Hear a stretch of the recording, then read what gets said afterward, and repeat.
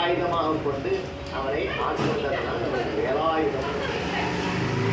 நடுவில் அந்த திருச்செந்தூர்ல இருந்து வரக்கூடிய காட்சிகளை பார்க்கிறோம். ஒரு பக்கம் வெள்ளலையாக அந்த கடல் அலை இந்த கோயில் கடற்கரையை தழுவக்கூடிய காட்சி, இன்னொரு பக்கம் அப்படியே ஜொலிக்கக்கூடிய விண்ணொளி.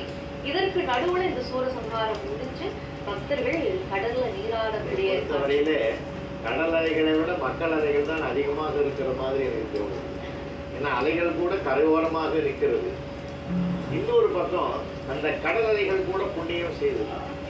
எப்பொழுதும் முருகப்பெருமானுடைய திருவடியை தொட்டு வணங்கி செல்லக்கூடிய ஒரு இயற்கை வழிபாடாக கூட இதற்கு நடுவில் இந்த விளக்குகளால் அலங்கரிக்கப்பட்டு எவ்வளவு நீளத்துக்கு அந்த கடற்கரையில மக்கள் ஒரு தேவ உலகம் என்று ஒரு நம்ம கற்பனை செய்து கொண்டிருக்கிற ஒரு புராணம் மாதிரி கற்பனை உலகத்துல ஒரு தேவால உலகத்தை நம்ம நினைக்கிற மாதிரி இப்ப அந்த திருச்செந்தூரை உருவாக்கி இருக்கிறார்கள். ராஜகோபுரம் பளிச்செடு மன்ன திருக்கோயில் வளாகம் முழுவதும் வண்ண விளக்குகள்.